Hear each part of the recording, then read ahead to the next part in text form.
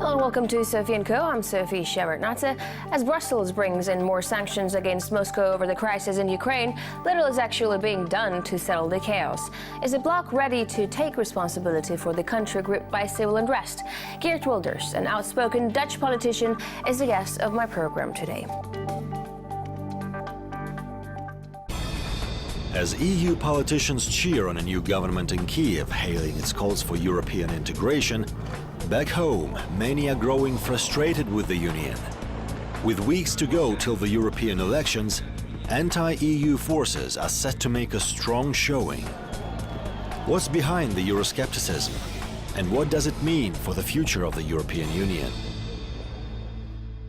Geert Wilders, Dutch politician, leader of the Party for Freedom. It's great to have you here on our show. So we're going to just start and go ahead with Ukraine. Now, there's blame game going on over Ukraine. The US and Europe are pointing fingers at Russia, while Moscow says it's the West that is to blame.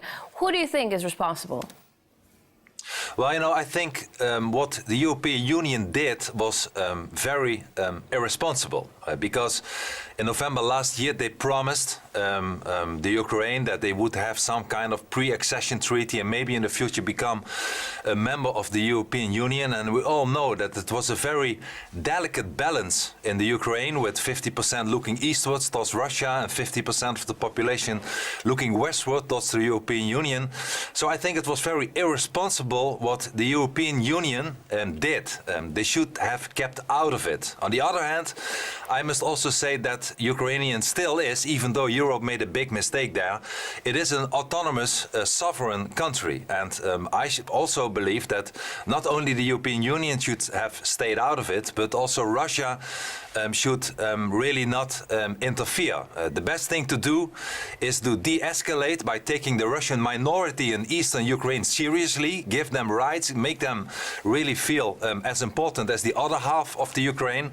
And then I hope also Russia will be able to retract and not interfere as well. But before we talk about de-escalation, you mentioned the EU is responsible partially for what's going on right now, the result that we have, which is a country on the brink of a civil war. But why do you think it was so supportive in the beginning? Do you think it lacked the understanding of the complexity of the situation on the ground? Well, unfortunately, the European Union, and that's very unwise, wants to expand. It wants to have all the Europhiles in Brussels, wants to have more and more members. And they forget that it's not only about themselves. Everybody, even a child, could see that the Ukraine was not a country where 99% of the people supported the idea by joining the European Union. Half of the country is against it, was more and is more pro-Russia. So I believe that the European Union indeed played a very irresponsible role, should have kept out of it. I saw even European politicians, members of parliament, even Dutch members of parliament were standing on the square in Kiev and were saying the wrong things, making the people believe that they would have all the support of the West and ignoring the fact that it was not a too easy situation in the Ukraine itself. So Europe was very irresponsible, but I also have to be honest, it still is a sovereign country, so I also believe that Russia should have respected the sovereignty of the Ukraine and should have stayed out of the country. And I hope that without Europe interfering and without Russia interfering, things can still de-escalate now without sanctions, but with common sense. And I think one of the keys of the solution is to take the Russian minority in the east of the Ukraine, take them seriously. European Union should take 2 steps back, and also Russia should do the same. And I hope that will be a peaceful outcome that way. So you're talking about de-escalation and staying out of Ukraine's affairs. So do you think that EU shouldn't help Ukraine right now in its current mess? Well, the European Union is responsible for the mess.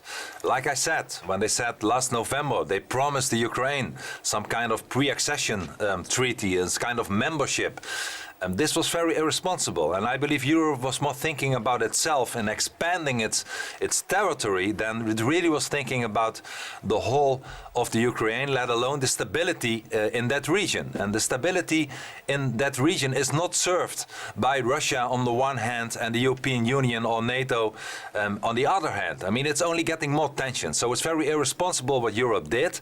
And what I would hope once again is that it would de-escalate, that Russia would take it 2 steps back, that the European Union would take a few steps back, and that if the Ukrainian federal government takes the rights of the Russian minority seriously, then I hope that all parts will be able to de-escalate in a peaceful way. That is, I think, where we all will benefit from the most. Are there a lot of politicians in Europe that share your point of view? I mean, taking the blame partially for what's going on in Ukraine and also trying to de-escalate situation in Ukraine? Yes, I think there are more. I mean, there is a gap really between the vox populi, the popular voice, and what the governments say. I mean, once again, I'm not only blaming the European Union, I'm blaming both Russia and the European Union. But I have to be honest, the European Union made a terrible move in the beginning in November last year, and they at least partially started a lot of the troubles. And that analysis is shared by more parties in the European Union for sure. Mm-hmm. But now the EU is introducing yet more sanctions against Russia. Are they achieving anything at all, in your opinion? Well, you know, I'm not the biggest believer in sanctions. It's not good for anybody. It's not good for Europe. It's not good for Russia.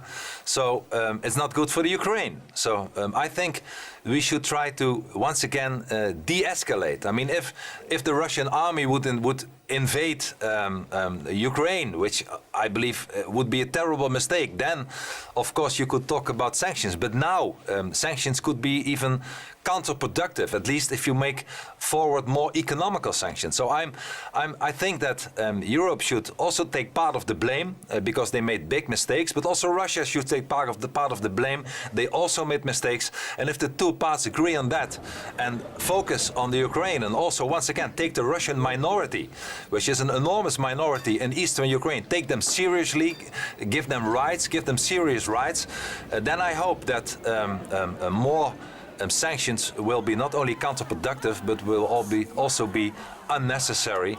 I hope it's not too late, but we should try at least.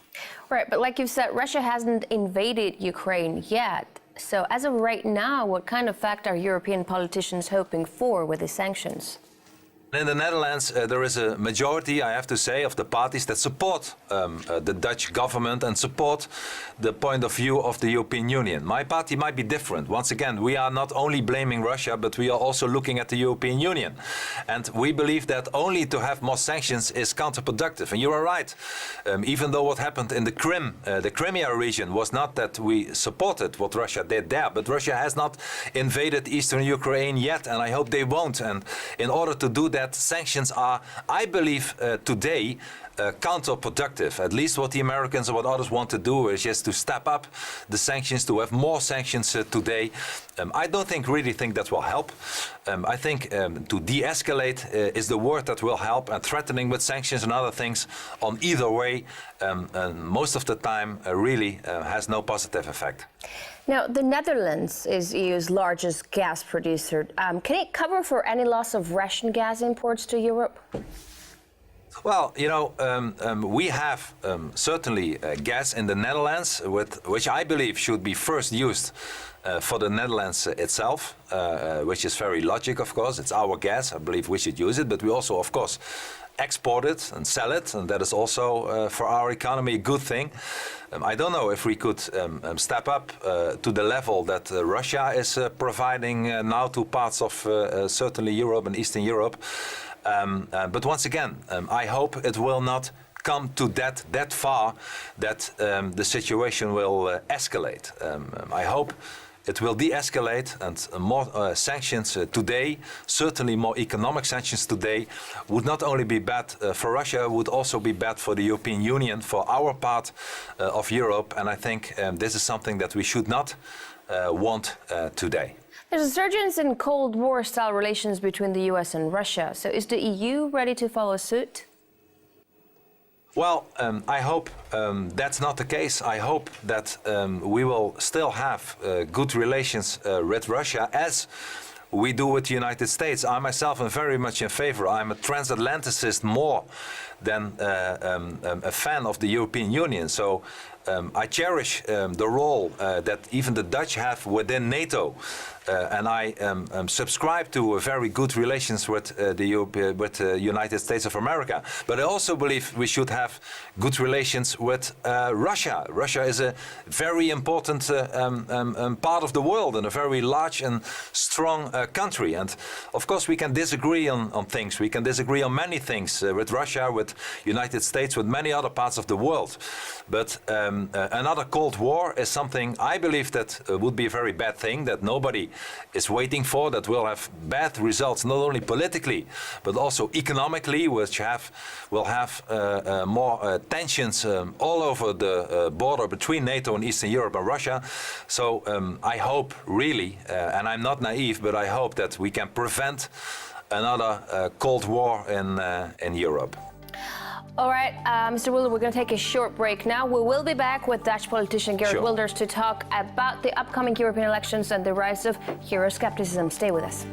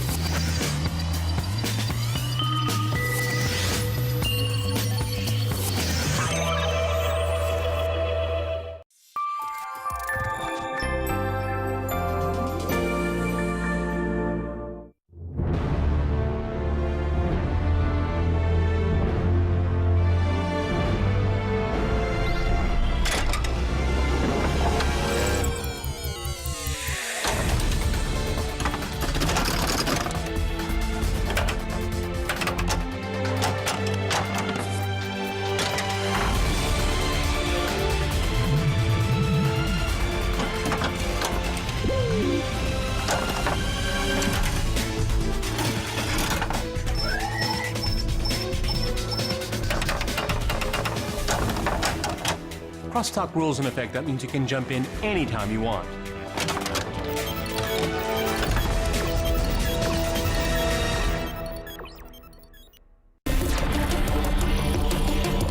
Right from the scene. First-rate news and eye-gripping pictures.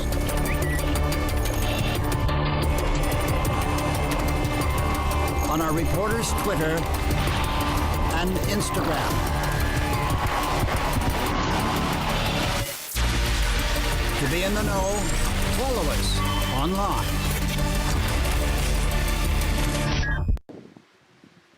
I was born in the Ukraine. I grew up in a family of alcoholics, as did many of my foster sons. They're kids who had slept rough on the streets since they were 4 years old, some since they were 2.5. I'm not a rich man. We are here in Kenya now because we want to help for people. There was a group of kids standing by the road. The children here aren't even asking for food. All they want is some water to drink. I saw hundreds and hundreds of poverty-stricken children dressed in rags. But I couldn't forget the eyes of this one boy.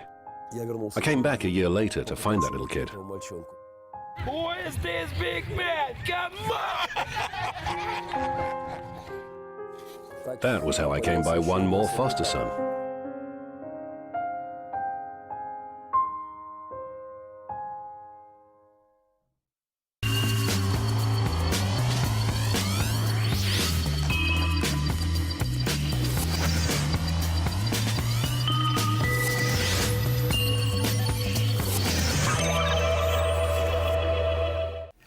We're back with Geert Wilders, Dutch politician, leader of the Party for Freedom. Great to have you back. So I want to talk about the rising Euroscepticism.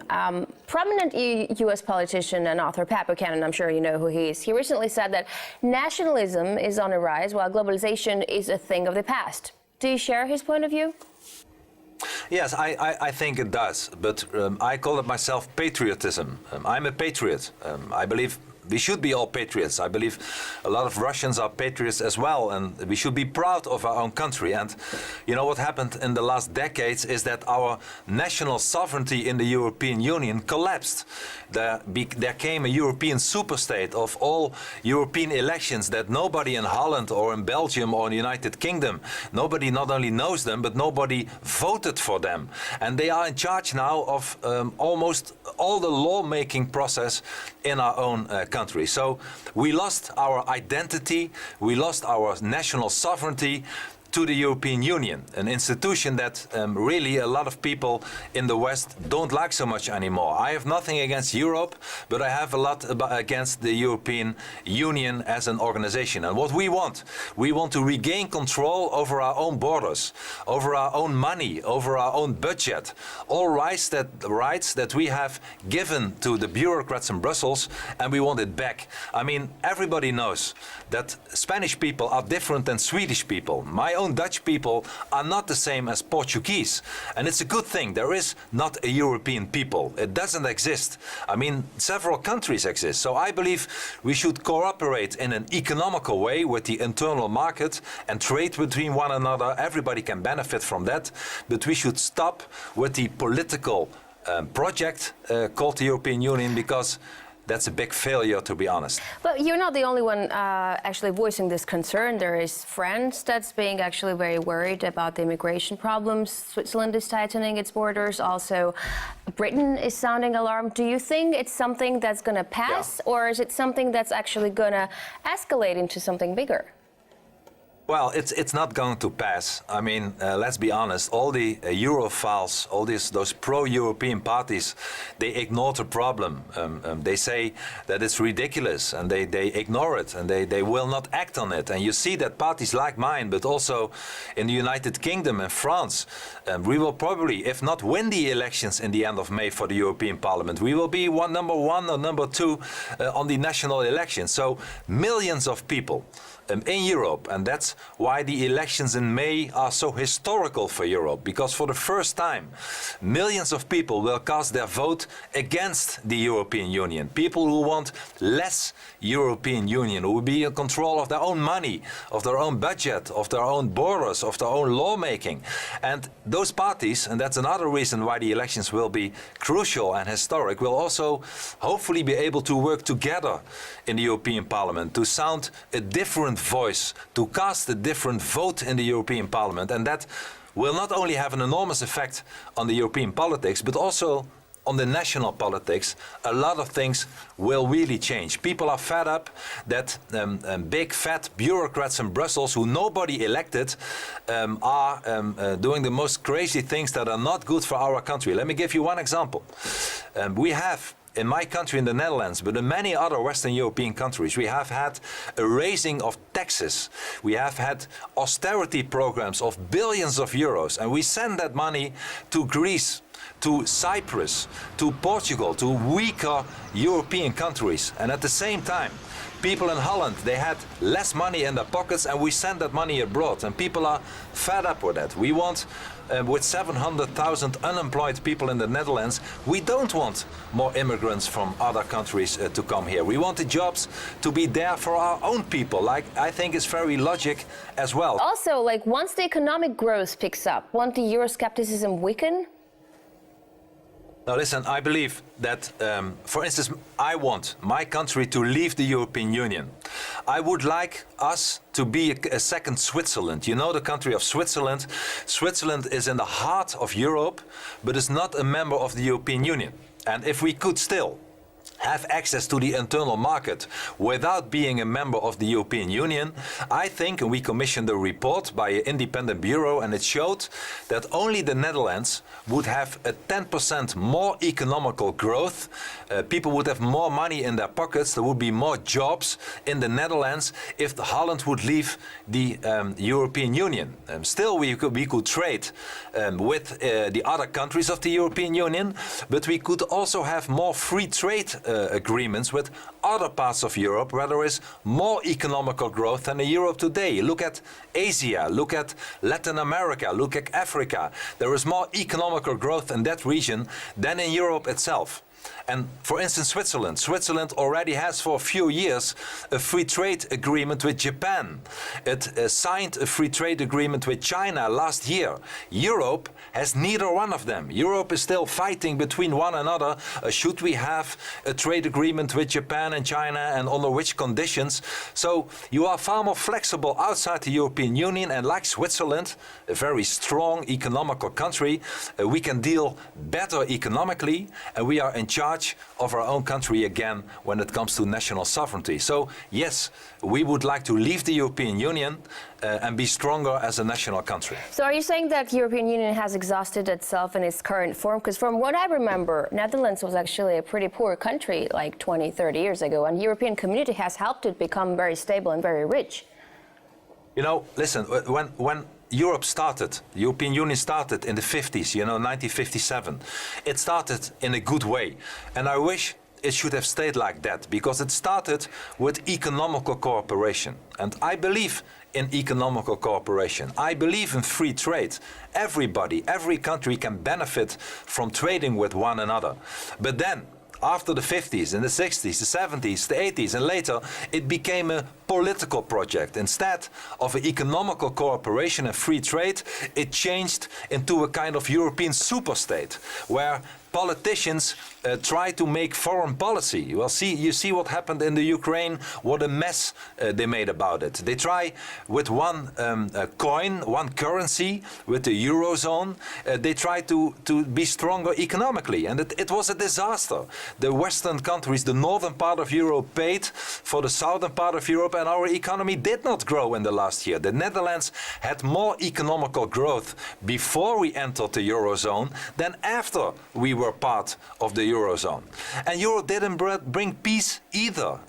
Once again, the example at the Ukraine, where they made a big mess of it. But also in the former wars in Yugoslavia. Look at Bosnia. Europe did nothing. It were the others, like America, that came to help. So Europe was not good for our sovereignty, was not good for our economy, is bad for foreign policy. So I believe we can be far better off outside the Eurozone and outside the European Union, and more, not a majority today, but more and more people in any European country share this view. So I really believe that the elections later, in a month's time, will be historic in our continent, Europe. So the Eurosceptic movement is fragmented, and every Eurosceptic party has different goals. Can you form a single bloc in the European Parliament?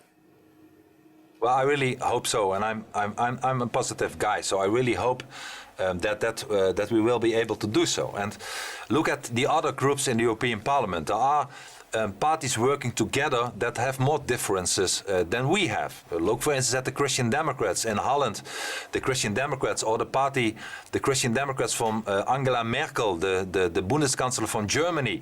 They work together with the party of Mr. Berlusconi, and I have nothing against that. But they have far more differences than we have with so many other parties. So I believe that it's our responsibility to try to work together. I'm confident that we can work together. We should overstep our differences. And hey, I'm not looking for a merging of the parties. I don't want us to get together in one party. I just want to cooperate in a political fraction, in a political group in the European Parliament.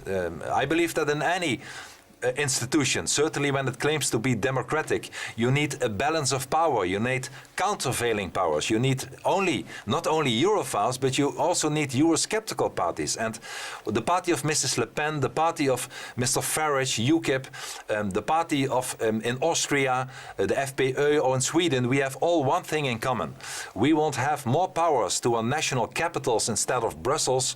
We want more sovereignty, and we want to be stronger economically, and we want to have our own foreign policy, and not a foreign policy dictated by commissioners, whether it's in the Ukraine or anything else, that we have not elected. It's crazy that we have commissioners in charge that nobody elected in the Netherlands. I mean, it's like a coup d'etat almost. We should get it back, our powers, and I believe that we will be able to work together, but I can only prove it, of course, after the elections, not today. But here's another thing. A moderate pro-EU stance will most probably still dominate the polls. So won't the anti-EU threat encourage them to work closer to resist your influence? You know, they are, the pro-Europeans are already afraid. They are getting nervous. They see that we are getting popular day by day, that millions of Europeans will vote against the Europhiles. And, well, perhaps you remember 10 years ago we had a referendum in France and in the Netherlands and in Ireland about the European Constitution that then came into effect. And well, the Europhiles tried to scare people, make them afraid. They said, well, without the European Union, you will lose your job. We will get war. The lights will go out. We have big problems. And nothing of that happened in reality. And people are not fooled by their threats anymore. So I think we should work together. I think we will not bring them any closer than they are today. It's one bunch. Whether you are in the European Parliament today a liberal or a Christian Democrat or a social democrat, it's all the same. They all want more money, more Brussels, more foreign policy, more problems and more transfer of the rights from the national states to Brussels. And there is now a group of politicians and a group of parties and millions of European citizens who want something else. And whatever they do, they will not be able to change it. It's like a room being closed for decades and now somebody opens the window and a fresh wind is entering the window, which is very good for the atmosphere in that room. And they will not be able to change the course of history. I promise you that. All right, Mr. Wilders, it was great talking to you. We're talking to Geert Wilders, Dutch politician, leader of the Party for Freedom. We're talking about whether the EU should help Ukraine's current mess and also what's in store for the European Union after this May elections in the European Parliament. That's it for this edition of Sophia Quell. See you next time.